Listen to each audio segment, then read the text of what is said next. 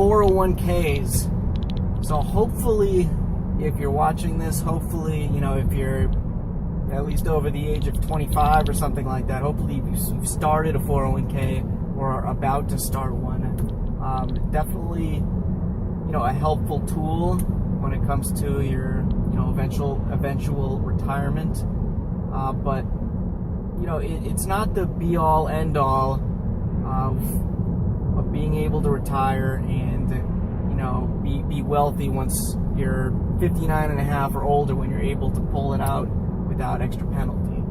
So here's a couple of reasons why. So first of all, you want to make sure you have an employer that is going to match, at least match part of your contribution to the 401k. Hopefully they match the same amount or maybe even more than what you put in from your paycheck. So right there you could double your investment. And then, after that you're getting compound interest from all of the, the dividends. So that's all well and good. You should definitely, contribute at least a little bit so you're getting a match, and you continue to grow it.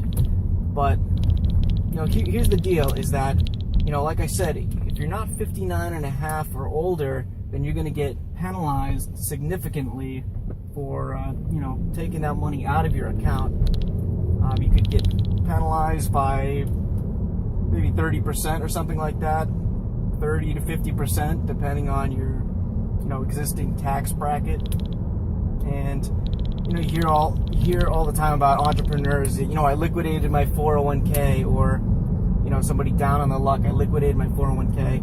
So if you have $100,000 in your 401k and, and you sell everything, you clean it out, then, after taxes are taken out eventually, whether you do it sooner or later, you might be left with, 60,000 or 50,000 out of that initial 100,000.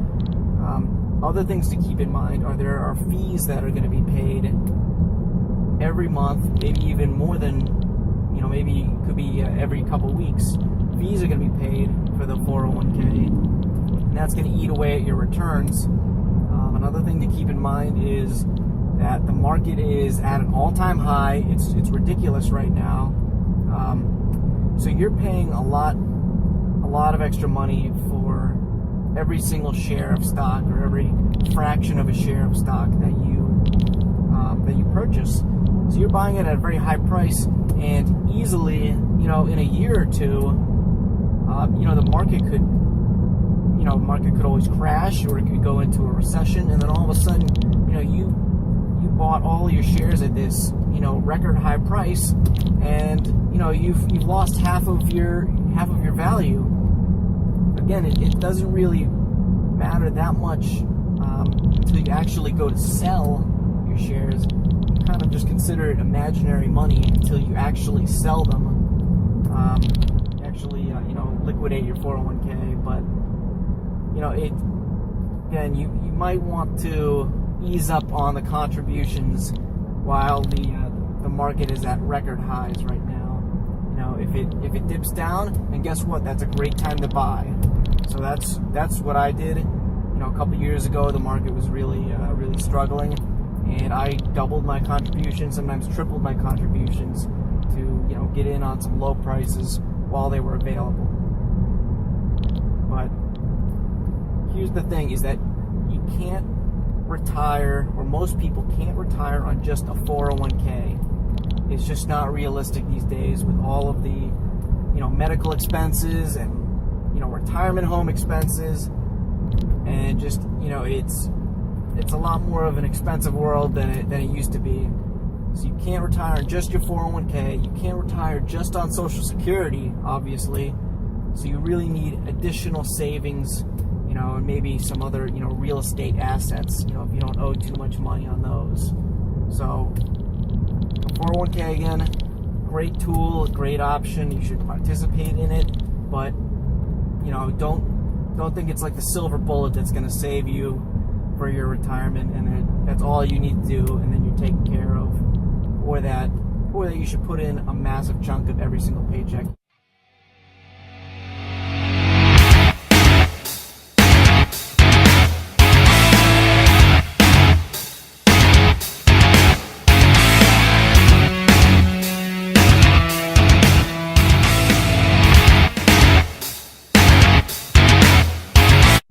right, guys and gals, let's talk about mortgages.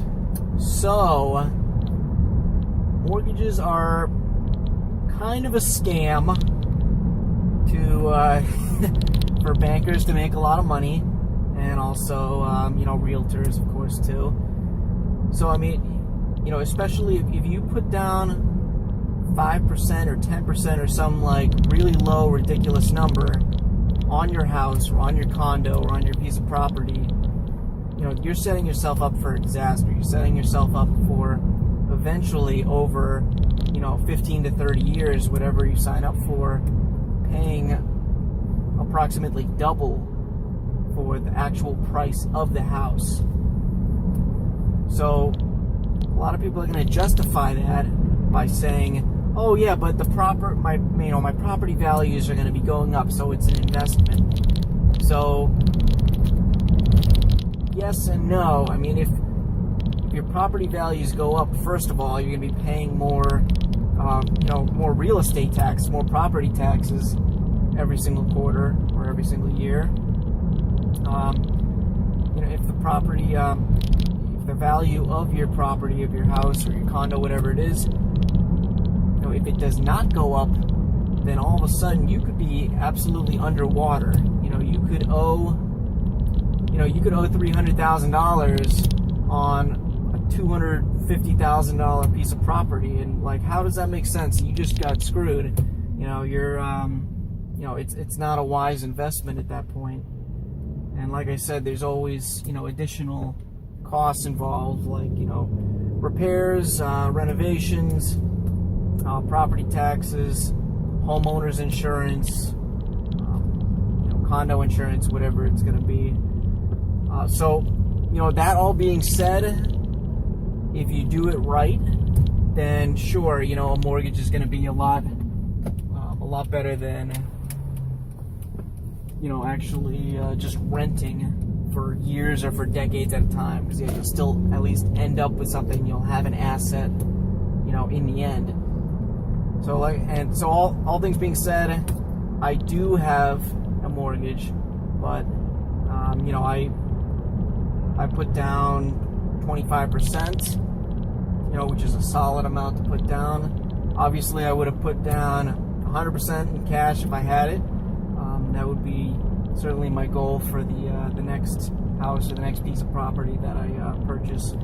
But and I plan to, I got an extra low rate because I have excellent credit and I had good, good savings, good income, low expenses, all that good stuff. So that reflects and you get a good rate. And I do plan on paying it off, within the next few years or so. So pay everything off 5 years, really stops the bleeding, minimizes all of that interest you pay every month. I just pay extra towards the principal every month, and then I pay extra towards the principal every year. And my property has increased in value as well, about 15% in the past 2 years. And that wasn't even, honestly, that wasn't even what I was going for. So that was just kind of a little bonus. Ideally, you put down a solid amount for your deposit on the house. Put down at least 20-25%. Get yourself in a good position. Pay more money every single month, and then a little extra every single year towards the principal. And that's really gonna, you're gonna save tens of thousands or hundreds of thousands of dollars over the years, and make your mortgage, the whole process, the whole investment, a lot more sound in the end.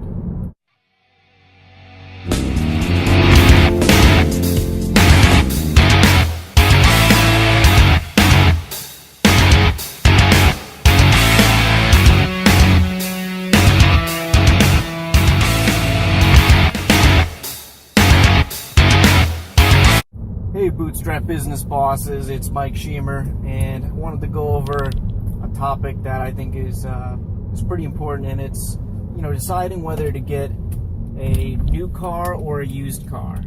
So obviously this segment is called Mike's Mercedes marketing musings and money musings. So I've always wanted to have a Mercedes, but I never really wanted to spend, obviously, the minimum, like $35,000, $40,000 for a brand new one. So buying used, I bought this car.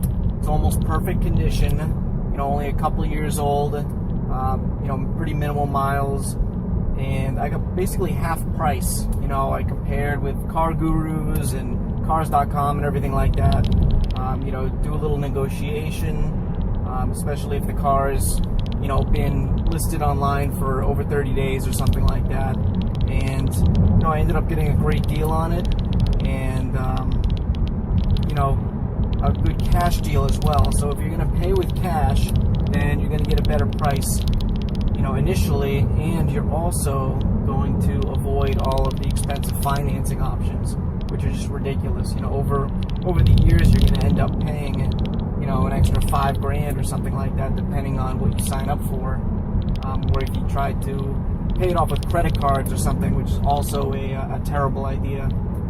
But you have to keep in mind that cars are, unless you are like a mechanic, or you're getting a classic restored car or a collectible car or something like that, cars are usually the most quickly depreciating assets, you can get.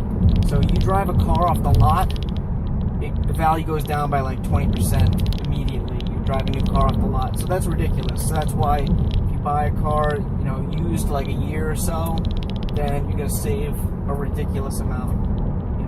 Part of it's also the warranty, depending on the car. But the big thing is just it depreciates so quickly. So you get something a couple years old, you're going to be much better off. And that's what I did, and that's why I finally was able to justify buying a Mercedes last year.